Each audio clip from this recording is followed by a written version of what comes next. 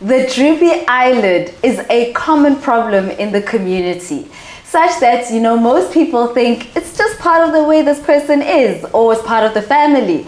But really, is it? Can something be done for it? And that is the topic we'll be discussing today. This is the Dr. Tebz show, where we are putting your health back into your hands. And today I'm being joined by Dr. Mpopi Lenake. She is a qualified ophthalmologist who has a special interest in oculoplastics and orbital surgery. What that means is eyelids and eye sockets. And she's reigning all the way from Somerset West. Thank you so much, Dr. Lenake, for joining me today. Thank you for having me, Dr. Tebz. Okay, so again, we always start with basics. Can you describe how the eyelid functions? Why do people get this droopy eyelid? So the eyelid opens and closes, and there are muscles that open the eye and close the eye.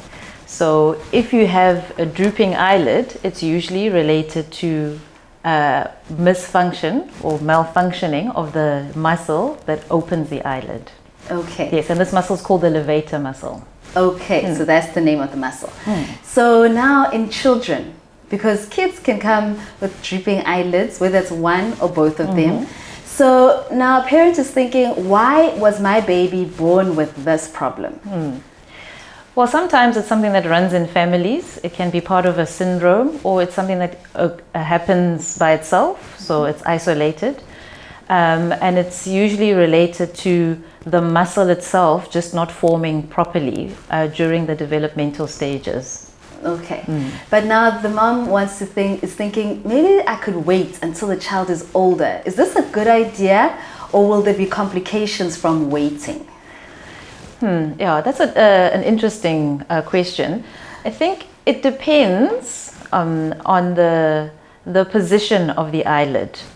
If the eyelid covers the pupil, it means that the child cannot see, and there's a potential for the eye never developing properly. We call that amblyopia, or a lazy eye. So every child that has a drooping lid, whether it covers the eyelid or not, should be examined by an ophthalmologist as soon as possible, and so that some sort of plan can be made for the management of that condition. Okay, so in other words, the parent must go seek medical attention once this baby is born with that droopy eyelid. They should not just wait and see. Yes. Okay, so how do we manage this? If the child, for example, you're saying if it covers the eye, they can end up with this lazy eye, the vision not developing.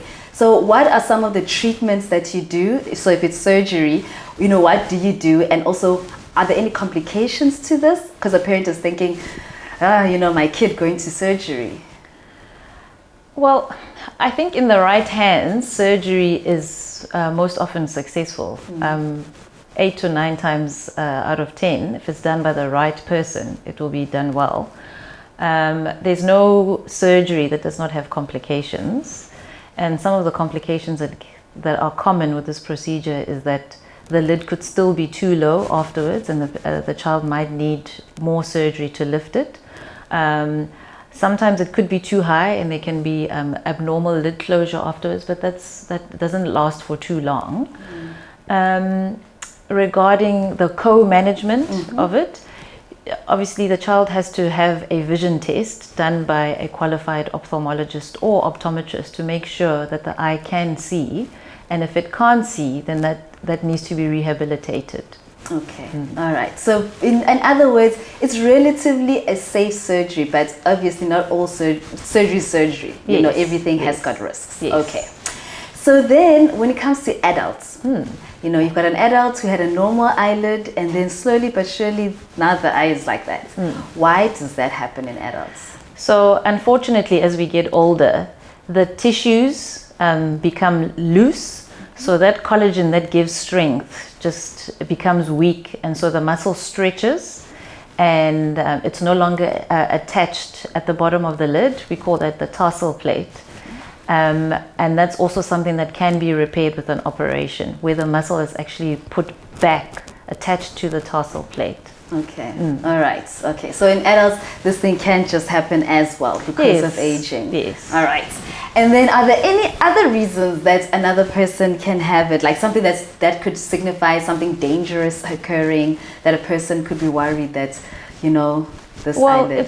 if a person develops a stroke, that can also happen. So the nerve that controls the opening of the eyelids can be damaged in a stroke, but often it goes hand in hand with other problems. So there'll be abnormal eye movement. So it won't be just the drooping lid that the patient has. Okay, so in other words, if a patient has got a drooping eyelid with other problems, they shouldn't just think, no, it's something more serious. Yes, but I think that most patients will realize that because they won't just have a drooping lid, they will have other symptoms. Okay, all right. No, I wanted to clarify that for people at home so they know what's urgent and non-urgent. Yes. Okay, so now do you have any other closing thoughts about this drooping eyelid? It's one of my favorite topics. Yes. So do you have any? It's one of mine too. Yes. I think there are many people walking around with drooping lids and they don't actually realize that it's something that can be fixed and attended to, because it can cause quite a lot of visual dysfunction. If your lids are sitting low, you can't see, you adopt all sorts of abnormal postures to try and see out of the eyes, and so it can affect, it can cause neck issues, and it can cause headache because you're using these frontal muscles all day to try and elevate the lids. So there is help is possible.